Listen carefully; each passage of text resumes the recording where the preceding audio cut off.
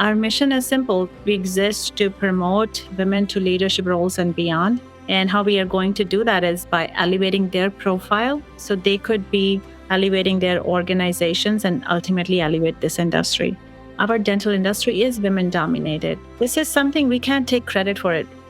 Dental industry is women dominated despite of us, because most of those job positions we have, it requires skills which women seem to be a really good fit for that. And especially now with more women graduating from dental schools, we'll have way more women dentists as well over the years. So we're looking forward to that. Hey there, dental economist. If you're a dentist owner or a leader within a dental business thinking about growing production, case acceptance, patient and staff satisfaction, positive outcomes, and everything else that comes with running a dental business, then you're a dental economist, and you've come to the right place. Welcome to the Dental Economist Show. We're meeting at the intersection of profit and purpose as I sit down with dental leaders who share their stories about dentistry, business, and growth. Welcome back to the Dental Economist Show with me, Mike Huffaker. Today, we're talking with Dr. Aman Kaur, the founder and president of Women in DSO, the organization dedicated to advancing and promoting the brilliant female leaders in our industry. Welcome to the show, Dr. Kaur. How are you? Great. Thank you so much, Mike, for having me on the show. It's a joy to be here. Absolutely. I'm really excited to speak with you. A couple of my colleagues, Beth Gaddis and Chris Hadziev, were both at Women in DSO this year, and they said the conference is unlike any other. What do you think makes it so different? Yes, I would say Women in DSO conference is unique. And the best thing about this, and my personal thing, is the energy everyone experiences as audience, as speakers. And we can't take credit for it. It's the audience and every attendee that brings to the conference. And I feel like this is something like no place else. And it is the energy and the depth of connections formed at Women in DSO is unlike anywhere else. That's incredible. Let's take a step back real quick. Can you walk us through a little bit of your career and your experience that ultimately resulted in you founding Women in DSO and you having such a passion for the mission of Women in DSO? So I spent a little over a decade in DSO industry now in various roles. And in different roles, in different organizations, I have noticed that lion's share of work was getting done among different women leaders, but the representation was not the same when we looked at the C-suite, at the board members, and overall the industry. Whenever there was industry event representing the DSO space, it was not always women. And we just felt, we could keep asking the question, why is this disparity, or do something about it? And that's when I talked with a few of my peers and industry friends, and we came together and we formed Women in DSO. It's a really interesting point, and something that when I first came into dental, I couldn't help but notice that a significant portion of dental workers are female. But the point that you're making and what Women in DSO is looking to solve for is somewhere along the way, there becomes disparity again. And when you get up into the C-suite, even though 75 to 80% of people that work in dental practices are women, that balance goes away. And so when you're talking about not just pointing out that there is this inequity, but doing something about it, Women in DSO goes way beyond just putting on conferences each year. Can you speak to some of the other initiatives and things that you and your organization are working on to advance that equity? Absolutely. So we are an association and our mission is simple. We exist to promote women to leadership roles and beyond. And how we are going to do that is by elevating their profile so they could be elevating their organizations and ultimately elevate this industry. And earlier you said our dental industry is women dominated. This is something we can't take credit for it. Dental industry is women dominated despite of us, because most of those job positions we have, it requires skills which women seem to be a really good fit for that.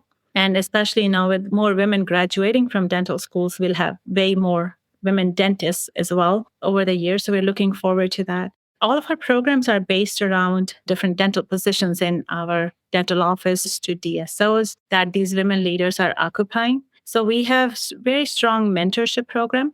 We take huge pride in it. And every quarterly program, every quarter, we have 30 people going through our mentorship program. And it's been one of our Gold Star program, and that's been a hugely popular and very well participated. There's a wait list almost every cohort. And we have also done through our education committee exchange circles and empower networking. Those are educational programs.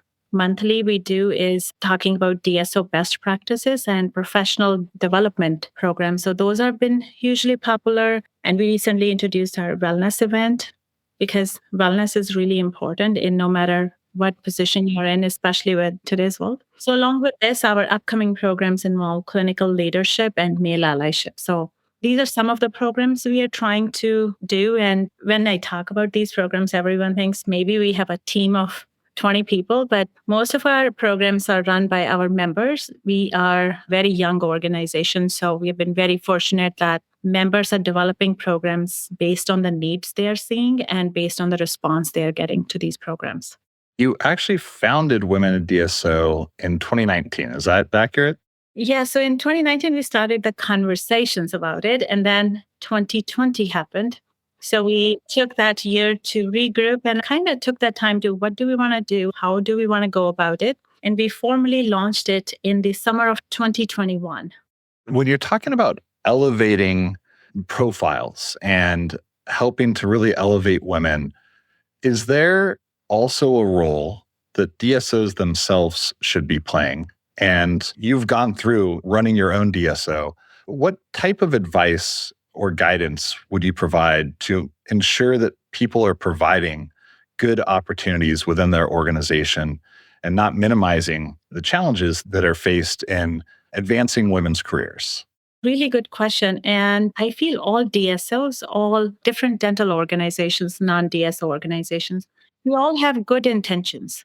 Everybody has good intentions. And a lot of times I hear that we want to promote the best person for the job. They don't see the gender. But I feel it's a little bit of cop out. You do need to understand there are challenges with each gender, and creating an environment where women feel heard is very, very important. A lot of women, we all have heard the word called male explaining. Yes, mansplaining. Yes. So it's a little bit real, but sometimes I hear that it can be one guy even explaining what another guy is saying. But for women to receive it differently, so creating an environment where women feel heard, that's number one. And creating an environment where women go through certain challenges, raising families in their early years. So creating those environments can be helpful. And mentorship for them in each area is very, very important. It could be great for guys and for gals, but the topics women need mentorship is different than the topics men leaders need mentorship on. I was reading some of the articles that Beth Gaddis wrote for Dental Products Report and Dr. Bicuspid. She interviewed almost 30 women that attended the last Women in DSO event. And a phrase that kept coming up over and over again was, it's a safe space. Is that a bit what you mean when the topics that need to be discussed amongst women are different than the topics that would be discussed about men? You're providing an opportunity to address topics that may otherwise not be addressed. Can you go into a little bit more detail about that? When I hear the word safe space, I wish we did not need a safe space. And I share with some of our women leaders in our organizations, women have the stronger inner critic than men do. So we need a little bit of that mental chatter stopped as well, that we could stop that inner critic. Women, they make amazing leaders. They know their consumer base. They know how to make financial decisions really, really well because 85% of household financial decisions are made by women. They are fairly savvy, but we just need to sometimes stop that inner critic. So that's where I think they feel comfortable telling each other. I wish there was not a need of safe space, but in organizations, we could create an environment where it's okay for anyone to make mistakes. So a little bit of that can be helpful. So our goal was not to create just a safe space, but instead a space, a community, and a network where people can thrive. That was our goal, and that's where we want to go, where we want to create a space where women leaders can thrive. That's excellent. Let's talk about the mentorship program a little bit more, because I think this is really fascinating. Mentorship is so important. People talk about it a lot. It's really hard to kind of put yourself out there and ask somebody to mentor you. Male or female, it's a challenge. You're exposing yourself. You have to be vulnerable in order to do that. It sounds like you're helping to kind of bridge that gap and you're creating the opportunity for it to be a less threatening environment within which to receive mentorship. How do women go about either becoming mentors or finding mentors? Can you walk a little bit through what that process looks like for anybody else that's out there listening that also would be interested in participating? So, our mentorship program is available to our members and it's run by our mentorship committee. It's a very strong committee, actually. They meet during our annual conference, they have their own breakfast meeting, and all the people who've gone through cohorts, they have meaningful feedback and they want to constantly improve this program. With that said, it's a little bit structured program. It's not just, hey, this is your mentor, this is mentee, you are meeting. So we have a mentor's criteria, and then we also have a mentee's interest form. And then this committee works on take that input from both sides and then try to create proper matches based on what they want and who can deliver on those needs. And we have actually monthly check-ins to make sure they're tracking and they are meeting the way they need to. They are getting what they originally planned or intended to, because there is nothing worse than getting on the other side of the program and finding out it didn't work out the way they planned to. So a lot of those things have been the catalyst in having this program to be so strong. And those monthly check-ins and making sure the meetings and the guides are being used to ensure it's structured. Throughout your career, do you have any mentors that you kind of look to or that you seek advice? Do you have any mentors still today that are a really important part of your life? So I had multiple mentors throughout my life, including now. I feel it's just asking one mentor to fulfill all of your needs is just too much to ask. We need people who we can run some personal challenges by, some professional challenges. And even professionally, some people are really good at helping you grow your network, and then other people are helping you learn how to represent your own brand better and your own image management. I've been very, very fortunate throughout my life. I have had several mentors from my business school, from the organizations I have worked at, and a lot of them are from the industry, even though we don't even have similar career paths. And I actually have few friends who are from different industries, and we speak often and frequently about different things. I like what you just said about it's almost unfair to just expect to have one mentor that kind of fulfill everything that you're looking for in mentorship. I've heard of this concept of like a personal like advisory board. You find multiple people for different elements of your career or life or parenthood or any of that you can really kind of lean on. So I think that's an incredible approach. What would be some advice that you would give somebody if they were seeking mentorship? Like if somebody wanted to ask you for some mentorship, what fails? Like where you're like, this is not a good approach. Like you need to rethink, obviously your time is incredibly valuable. Well, what sort of guidance would you share with somebody about the right way to go about it? So right way to go about is mentees got to own the mentorship, not the mentor. And when you are coming to mentorship sessions, have an agenda, be prepared to take on notes. And whatever your action items are, you got to follow through on them. So I do coaching for the businesses and some other through my VC work. And what I've noticed is the best entrepreneurs have been the one who take the initiative, and we have pre-identified agenda, and they are very comfortable being challenged. And they also judge me. So we come up with the best solution, because when you're two people on the same side of sitting on the same side of the table, and it's just as important to convince each other, because if you can't convince a person sitting right next to you, how in the world are you going to convince sitting across from you? So having that ownership and open mind is the way to go about it. That is really great advice. You're not just witnessing a change in dentistry, but you're really helping to drive it. What is the impact you're seeing as more and more women become CEOs, COOs, CFOs? What type of trends and changes are you witnessing happen? I'm hearing from everyone around me more than what I wish we would have done more. But what I've learned from everyone else is women are feeling more visible within their organizations and within the industry. And we are seeing them getting promoted and being recognized for their work. much more than previously. I have seen organizations making sure they have an initiative and focused approach on making sure there's, similar amount of women in leadership or in the board roles. So there's an initiative, there's an effort behind it, which I am really glad to see. And what I've personally noticed is women are at the center of action now. In the past, they used to be on the peripheries of it. So now they are at the center of it. They are driving the change, not just participating as mere observers. Do you see salary inequality in dental as it relates to men and women? What's your perspective on that? It's one of those topics I try to stay away from it, but we have all witnessed it. And we know women are great negotiators for their organizations, but not similarly good negotiators for themselves. And I have gone through that, a ton of that in my career. And I have hired a lot of male leaders and I've hired a lot of female leaders. And I've seen how men approach their self worth versus some of the women approach their self worth or what their value, their contributions. So yes, there is a disparity, but how we want to close that gap is not about with entitlement or with we need to do it. I think there needs to be a healthy conversation about it and focus and effort around it to do it the right way. Let's talk a little bit more about the exchange circles. Can you go into some more detail about what the structure of those are and what that looks like? Absolutely. So it was actually one of the first educational program Women in DSO launched when we started. And what we focus on, it's done monthly. And these are focused on DSO best practices. So revenue cycle management, scalable workflows, best practices for clinical leadership. And participants are typically panelists from large DSOs and combination of some moderators from our vendor partners. And they go into in-depth conversations about each topic, and it's followed by Q&A. We typically do it on Thursdays around 1 p.m. Central Time.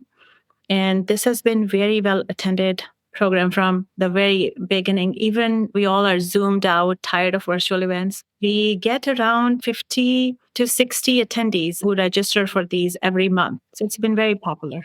And what would you say the desired outcome of these are? So it's continuing education. There's specific topics that there's deep dives happening. What is the intended benefit that the attendees should be receiving? Number one benefit that is second to none is elevating women's profile. So because those panelists are women leaders, so we want to elevate their profile. We feature those speakers. We feature their expertise, their backgrounds. And this is an environment where they get to talk about something they're good at. So we want people to know how good they are at what they do and learn from their expertise. And eventually, we all learn by talking about meaningful things together. So it's a good learning session, but we also get to raise those women and those organizations' profile. There's this notion that when you start to get into leadership roles, women in leadership are typically in HR marketing roles, and that you don't see as many in operational leadership roles or technical roles. CTOs, positions along those lines, CIOs seem to be relatively rare as well. Do you attribute any of that to a lack of interest in any of those subject areas? Or how would you explain that there is that additional gap with certain types of positions within an organization? Great question. And I don't think it's unique to DSOs. It's just overall what we see in various industries. And, there has been a strong push for getting more women into STEM programs and things of that nature. We see a lot of commercials about where girls get toys as dolls and Barbies, and boys get toys for some mechanical toys. It's been kind of one of those things we won't be able to change overnight. It's been over the years, but what we can do to change and bring the similar expertise across the gender is creating more knowledge and confidence around it, because once people know there's awareness and everything is possible, you don't really need a different kind of brain to be doing something related to technology. It's someone who is really good at accounting can also be really good at technology. But it will take some time, because in the past, technology was more hardware than software. So people thought it needs probably more physical strength versus just mental strength. So I think some of those disparities have come from the old thought process. It will take some time to change. But seeing is believing. If we will see more women coming in technology positions and getting those higher ranks positions and growth paths, we will see more women coming into those positions. Yeah, you're right. It is absolutely not just a challenge for DSOs. And I work for a SaaS software company, and you see similar imbalances within an engineering department versus a sales organization versus a CS organization. So I think it's a very astute observation on how things are structured from when you're very young. I saw Beth actually posted something on LinkedIn recently about gender disparity when it came to toys and it's like what is being provided and all of that. So it's really interesting. I had not put a lot of thought into that before, and it's clearly something important to be speaking about and to recognize. When you're thinking about what you want to accomplish over the next year and kind of your missions and goals, what are you excited about? What's kind of the really getting you going these days?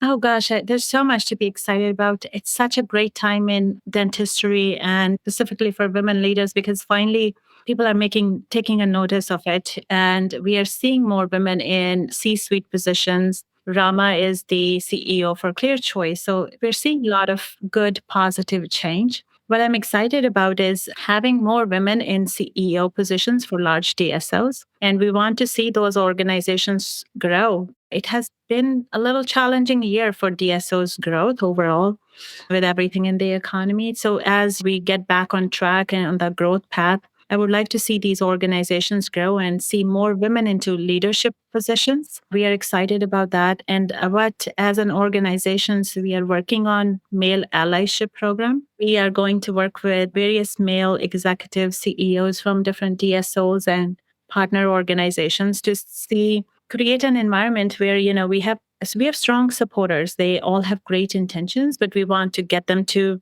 being good guys to real true allies and true sponsors for women leaders in the industry. So that's what we are excited about. And if we can do it well in United States, as DSOs are growing overseas, we want to see if we could change the trajectory of women leaders' career there, and they could be the one leading it versus, overcoming it. That's really interesting. I know that you've done some work overseas. How does it compare to the US? Is there as large of a problem, a larger problem? What are your thoughts internationally? So what we have observed is DSO industry overseas is where DSO industry was in United States, I would say almost 10, 12 years ago, where there was still that corporate dentistry stigma attached to DSOs. So we're noticing that overseas. So there is that big area to navigate and compliance and corporate structure with government rules. All those things need to be handled very delicately so they don't have to make similar mistakes that some of the DSOs had to go through here. That's an area of opportunities. And DSOs are being driven overseas as well by the financial areas, financial sector. And financial sector, we know globally is male dominated. We hire people who are like us. So we continue to see more men in the leadership roles there as well. And then another thing I noticed was a lot of owner dentists who are investing into growing groups are men, not women. So even if it's a husband-wife practice, it's always the husband who is running as an owner of the group versus the wives. There are areas of opportunity, and financial education is another big area where there can be some assistance to people who are getting into DSO industry. And you just launched a new publication, The Lead. And the amazing thing about magazines and publications is that it can be received globally very easily. There's a very low barrier to communicating that information. Can you talk a little bit about what the intent is of The Lead and what the focus will be and how often there will be new publications? Thank you for asking this question. And the question you asked is what was the intent behind it? And we don't have a whole lot of resources. So we want to be very intentional about what we do. And the lead publication we have launched with simple one intention. It's our goal to get this publication in the hands of one person per dental office across the globe. So that's the goal we are after. That's a great goal. It's very specific. I love it. Yes. And it has a lot of material and a lot of tools for women leaders from our Women in DSO programs. So we want to make sure no one feels alone as they are starting out their career, or maybe they're at the next level in their career. They have resources available. So that's the goal we launched this with. And we don't want it to be just infomercials about company and just kind of marketing tool. It's a lot about why people are doing it and what they're doing to elevate the industry and what is in the future of their organizations and how they're impacting future of dental industry. And it's coming quarterly. Every quarter, we are going to release it in partnership with major dental conferences. So we released Q1 at Empower and Grow at Women in DSO conference.